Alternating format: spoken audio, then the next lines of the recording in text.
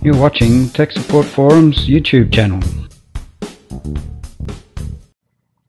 Hello everyone, this is Carbon Fizz from Tech Support Forum's YouTube channel. Today I'll be doing a video review of the SteelSeries Sensei gaming mouse. This will not be an unboxing, the packaging wasn't fancy at all, so I just took it right out of the box. This is what it looks like. There are 3 LEDs on the mouse, and unfortunately because of the glare you can't see it too well. But there's one on the back, it's the SteelSeries logo. The scroll wheel lights up, as well as the DPI changer lights up to notify which profile you're on.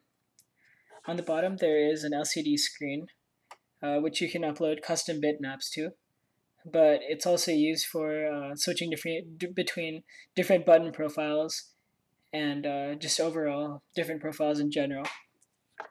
It is marketed as the most customizable gaming mouse on the market, and I do agree with that to some extent on the software side, but on the hardware side, it's not nearly as flexible as say the Rat 7 or the Rat 9. But the palming is great. It's not meant to be ergonomic, but if you're playing games, it will help you place accurate shots and track smoothly, etc. So for long periods of time, it is okay, but it's a palm grip, at least for my hand. So if you hold it like this, it might be uncomfortable. And a big thing about this is that it's ambidextrous, so it's bilateral symmetry on both sides. There's no extra thumb grip or right thumb grip on either side. As far as the buttons are concerned, there's left and right click, scroll wheel click, and then 2 buttons on the left and 2 buttons on the right. By default, these 2 are for front and back. These 2 are for page up and page down. But of course, if you were left-handed, I'm not, you could use these 2 for back and front.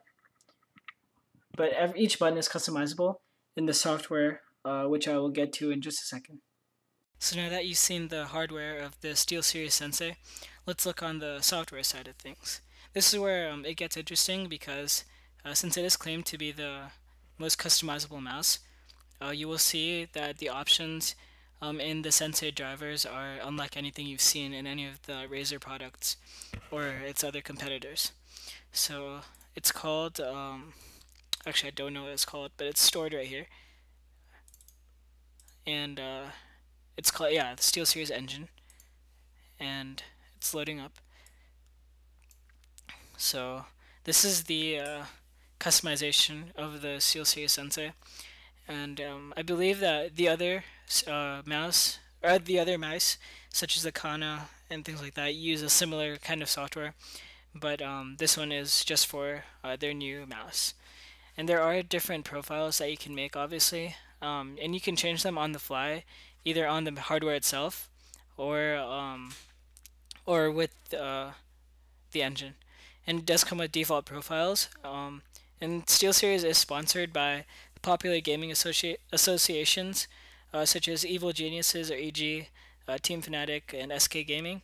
And some of their top players such as EG Idra from StarCraft 2 or these other Counter-Strike and League of Legends players have their custom profiles because they use this mouse, as well as the defaults that are provided by SteelSeries.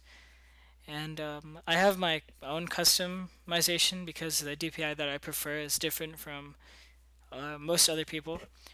But here, this is the buttons menu, so you can assign different macros to each button or what they do. So if I wanted to, I can select this forward button and give it another option. Besides that, we do have the option to name our profiles or assign which profiles does what. And an interesting thing about the hardware of this mouse is that it does have a processor inside of it.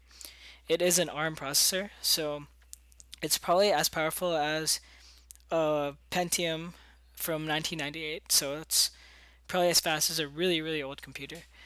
And what this processor is used for is to calculate things such as ExactLift, ExactXL, ExactAim, and FreeMove. And I'll go into these in just a second.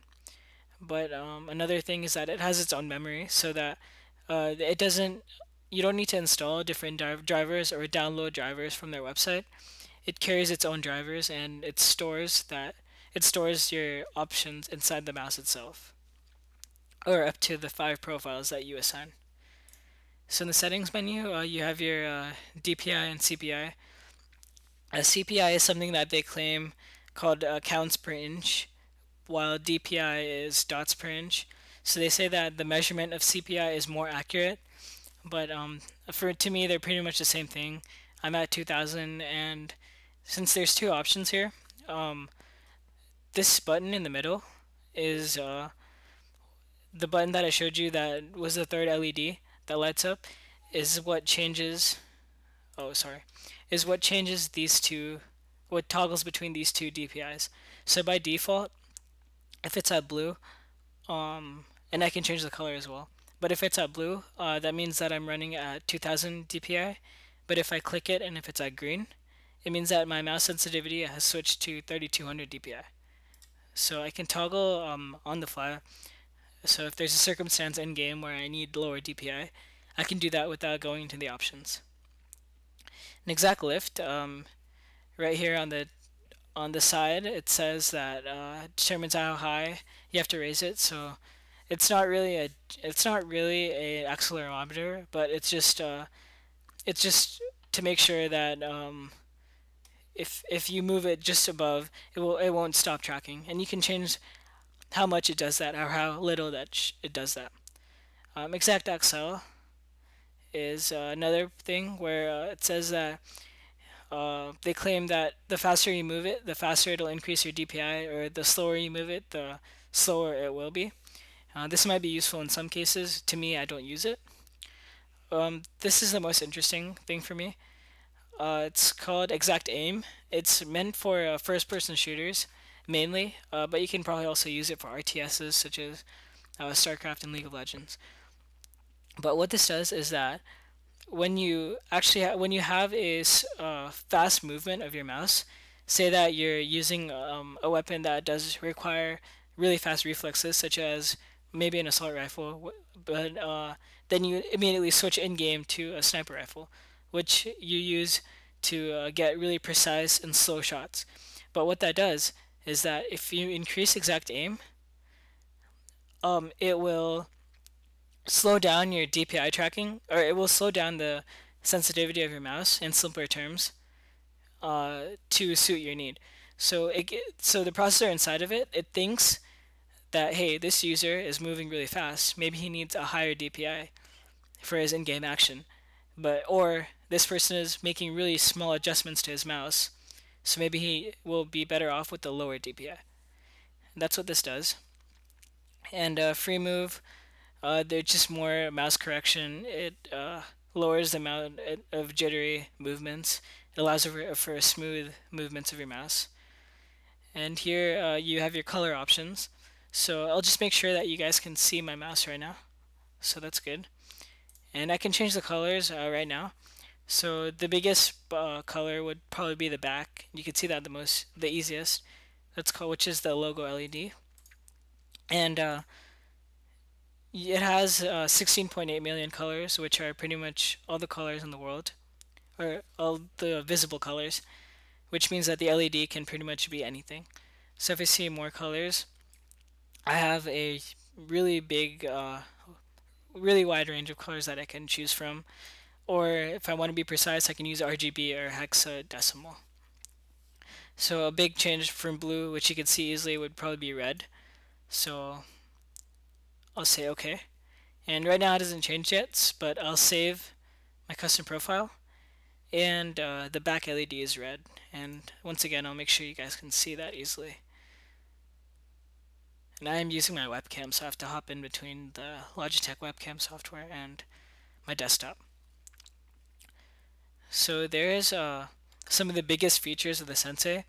As far as cons are concerned, I would have liked it to be more comfortable to hold.